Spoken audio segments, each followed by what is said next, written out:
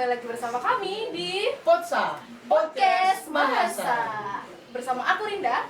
dan aku Fadil. Nah, hari ini kita udah kedatangan tamu yang sangat spesial dari teman-teman Mahasa pastinya. Yang cantik dan juga ganteng. Hai, Halo. Besti. Apa kabar nih, Mas dan Mbak ini? Alhamdulillah baik. Baik. Nanya kabar aja. Yuk kenalan dulu yuk. Oh iya, belum kenalan Kita ya kenalan tadi. dulu. Tak kenal maka tak sayang. Kalau udah kenal? Baper. Sayang. Oke, siapa nih? Dengan siapa nih di sini? Aku Rizky Febrian dari Prodi Psikologi Islam semester 3 Fakultas Usuluddin dan Dakwah. Satu fakultas nih sama aku. Iya. Fakultas ya.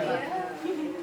Nah kalau dari Mas Haidar sendiri nih, Kalau aku sendiri nama lengkap? Haidar Mihrobi dari fakultas dari prodi ya, dari prodi manajemen bisnis syariah. Semester 5 dari Fakultas Ekonomi dan Bisnis Islam. Fakultas PB ya. Wah. Sama-sama kita. Yoi. Ya, kita punya pasangan masing-masing di fakultas masing-masing. Oke, ini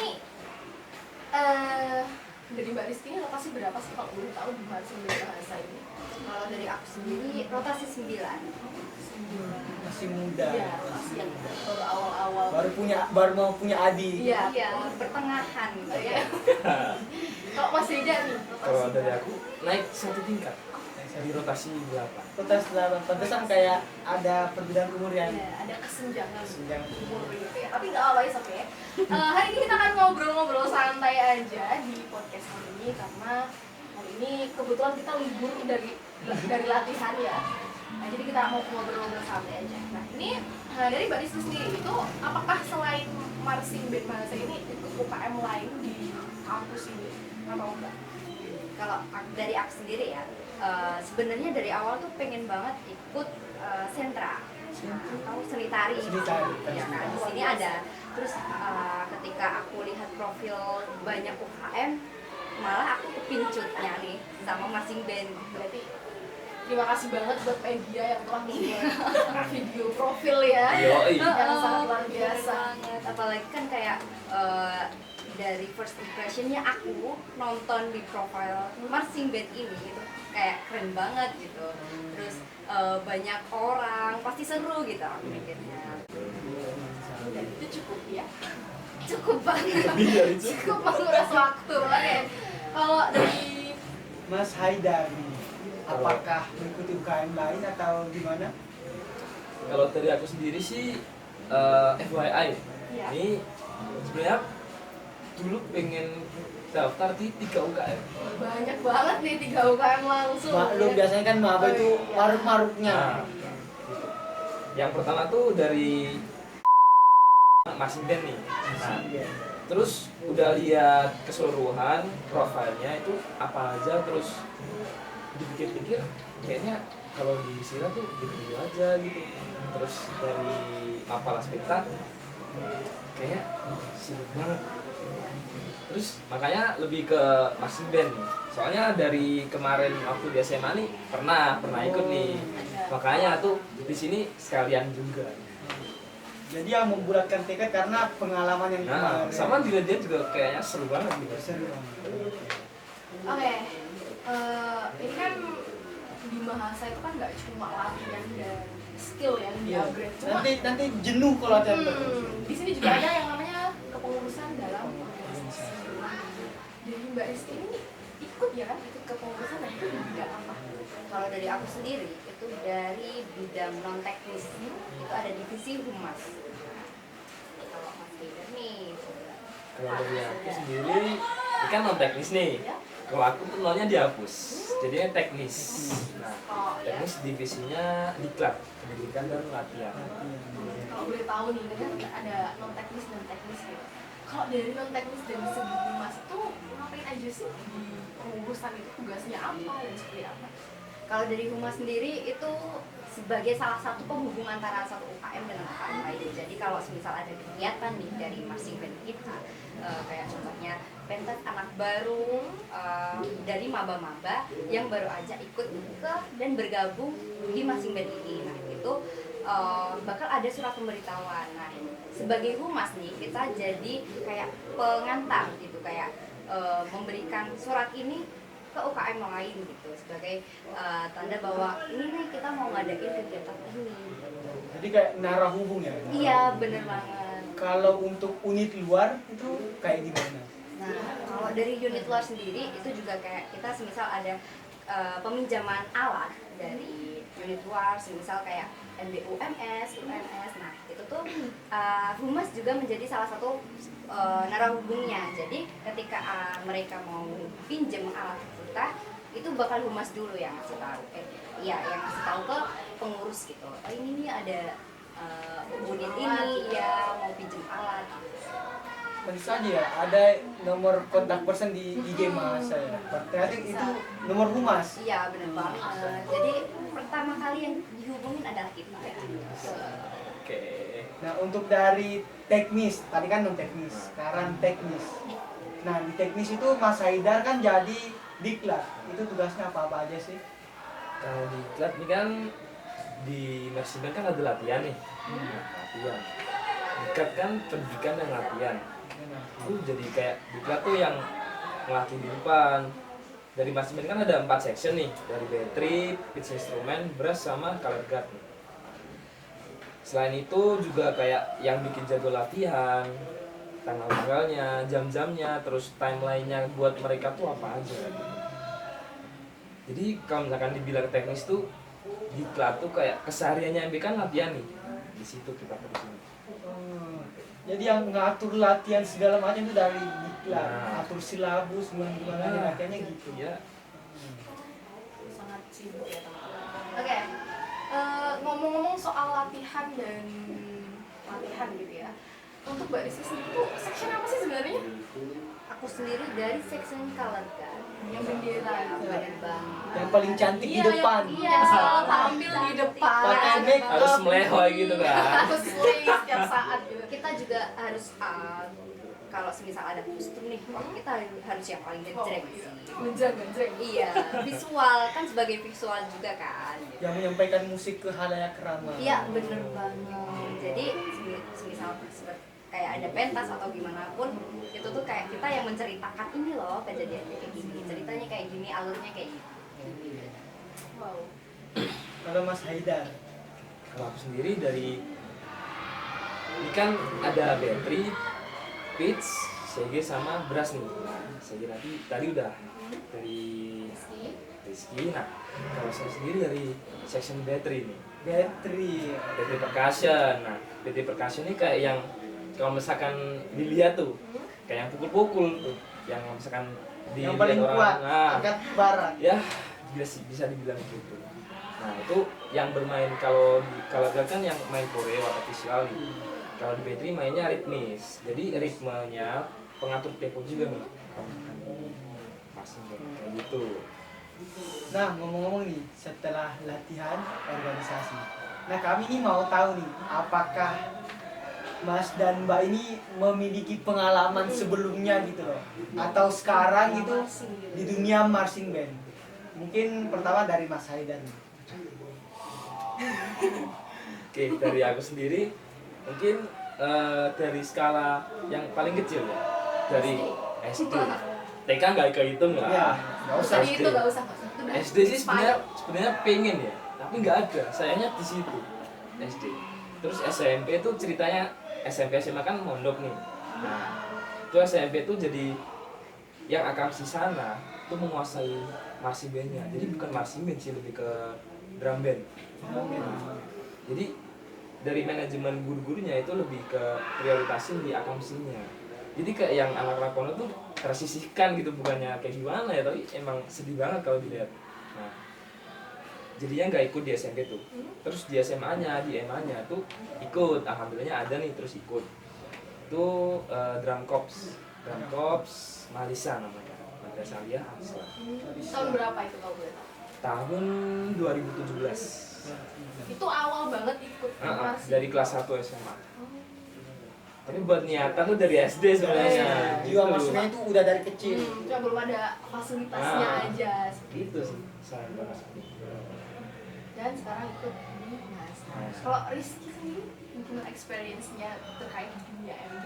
Kalau buat pengalaman jujur dari aku belum ada ya, belum ada banget. Maksud kayak Mungkin kalau dari SD itu cuma dapat bagian di kalagan bendera, cuma nggak sebasic yang ada di sini gitu. Paling cuma gerakin bendera kanan kiri depan belakang itu doang gitu. Jadi mungkin kalau itu menurutku masih belum dibilang pengalaman yang cukup ya. Terus ketika di SMP SMA pun juga belum ada gitu fasilitas buat ikut drum band. Terus ketika udah di kuliah nih, mumpung ada wadahnya, dan sebenarnya aku udah feeling sih dari awal bakal ikut ke marching band dan masuk ke section CG gitu. Itu aku udah feeling banget gitu. Terus Karena kayak apa? Dilihat dari gayanya memang Segeable. Segar banget sih. cukup jago menari. Iya. Pasti terima di sini. Menari dimanapun. iya, terus kayak apa ya? Ya balik lagi passion juga kan, seneng menari juga. Terus kayak sebenarnya juga pengen ikut yang lain juga, maksudnya kayak section lain, tapi dari aku sendiri belum bisa mengikuti kayak dari placement testnya, dan akhirnya ya udah feeling aku bener gitu masuk ke section CG. CG lagi. CG lagi nggak apa-apa. Upgrade skill itu namanya. skill, Yang nggak tahu dan tahu jadi pro. Apalagi dari sekolah-sekolah kemarin itu belum ada gitu, belum ada pengalaman. Jadi ketika udah di kuliah nih agak kaget sebenarnya ya, tapi aku nikmatin itu semua gitu. Nah, kalau Mbak Rizky tadi kan bisa dibilang pengalamannya masih baru mau dimulai. Nah, kalau Mas Haidar kan tadi kita Sudah dengar banyak pernah pengalamannya. ngikut di SMA, di MAN-nya dan MA-nya. Nah, mungkin pengalaman lomba nih, mungkin kalau dalam pengalaman lomba. Kalau lomba sebelumnya kan dari section battery nih, battery juga nih sama kayak di sini. Nah, itu buat lomba pertama kali itu di Sumpah Pemuda Cup di Surabaya. Wah, jauh ya dari sini. Itu waktu 2017, jadi ngebut beberapa bulan, kayaknya cuma 5 bulan. Itu buat materi 2 lagu. Itu di sana dan alhamdulillahnya dapat juara 1. Luar biasa. Gitu. Dan buat tahun selanjutnya di 2018 itu ikut lagi, tapi juara 2. Juara 2. Kok Soalnya turun nih? faktor, Kenapa nih? faktor yang paling kelihatan tuh karena seragam yang kita pakai itu sama. Jadi kayak tidak menampilkan hal baru kesannya gitu. Mungkin yang lainnya masih ada lagi. Sampai ke UIN mungkin ada yang baru diikutin apa gimana? Kalau misalkan duin buat event lomba mungkin kalau di masa sendiri belum. Mungkin event-event kayak yang kemarin udah diikutin itu kayak PAB buat intern kan, PAB, terus job-job yang udah dilakuin kayak di CRD, di lain-lain. Terus kemarin alhamdulillahnya juga baru tahun ini itu diajak salah satu pelatih, itu Mas Thomas namanya. Mas Thomas. Itu pelatih brass. Kita semua. Kita semua. Saya Solo Raya. Iya. Ya, itu diajak itu di marching band GWN, Gema Wijaya Nusantara. Ini kayaknya Nusantara. Iya. Ini Ya, saya playernya juga. jadi salah satu player di sana. Alhamdulillah. Jadi bisa dibilang Mas Haidar nih pelatih saya juga gitu, Pelatihnya. selain senior juga pelatih. Jadi udah sangat sudah. Kalau saya penonton aja. Ya, sudah sangat sudah. Itu alhamdulillah kemarin diajak buat event Agustusan. Nah, terus berlanjut ke HB Cup, Hamengkubuwono Cup di Yogyakarta. Jakarta yang baru-baru ini. Iya. Dan alhamdulillah dapat juara 2 gitu. Dan menurut saya sendiri nih, itu sesuatu yang wah gitu. Soalnya baru sekali ikut lomba dapat juara 2 gitu. Pas. Pokoknya bangga banget lah. Nggak sia-sia lah. Experience banget pokoknya. Iya. Mungkin karena tadi Mas Haidar bilang mungkin di Mahasa belum. Mungkin Akan. itu akan menjadi motivasi kita semua bersama ya. Oke. Dimana Mahasa ini kita akan terjun mencari pengalaman di dunia lomba. Yoi. Nah lanjut mungkin. Kita tanya nih untuk kalian berdua kan yang terkenal sangat aktif gitu ya, aktif latihan, Paling aktif terus Jila kan mungkin kau. Iya, kita di sini hanya apalah daya gitu. Nah, gimana sih caranya menjadi player yang aktif nih? Ini dalam konteks latihan dulu nih, bukan yang ke pengurus dulu. Jadi apa yang membuat kalian aktif di dunia latihan? Mungkin bisa sharing ke saya atau ke Linda. Nah, ngomong-ngomong soal latihan nih, ini kita mau tanya-tanya soal tips nih, gimana sih jadi player yang aktif itu kayak gimana? Soalnya mereka kayaknya player yang paling aktif antara setiap semua. hari datang dan kayak pasti ada Rizky, pasti ada Mas Haidar gitu Di ya. sekre aja, kalau aku ke sekre ada mereka berdua terus. Saking kayak si Kredis your life gitu ya. Gimana nih tipsnya untuk Menjadi menjadi aktif. aktif itu seperti gimana? Bisa dibagikan ke kami penonton juga. Mungkin dari Mas Haidar dulu sih ya, gimana menjadi player yang aktif. Kalau dari aku sih mungkin bawaan dari passion ya, kayak minat bakat aku sendiri kan emang udah di Marching Band. Nah terus aku juga yang paling tak pernah tegur itu motivasi. Jadi apa sih yang gampangnya kayak kalau kalian mau ngelakuin sesuatu pasti ada alasannya. Alasan itu bisa dikatakan sebagai tujuan, bisa dikatakan sebagai motivasi.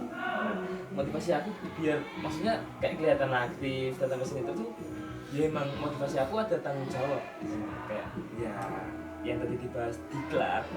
Diklat itu kan ya emang setiap latihan datang harus ada. Kalau nggak ada terus yang mau latih siapa kayak gitu kan. Dari situ ya kesini terus di kepengurusan mungkin jadi diklat itu. Terus di sisi lain kalau misalkan ada kuliah terus waktu kosong mampir ke sekre ya kayak ngeraketin lagi gitu loh keluarganya, kayak sapa-sapa lah, pasti ada orang lah, dan ya pasti ada Rizky di sini. Itu selalu ada gitu di setiap kondisi situasi ke kapanpun. Gimana nih? Kenapa sih kamu kok aktif gitu? Kenapa sih? Ke sekre terus malah. Kenapa gitu? Kenapa kamu gabut atau nggak punya kerja?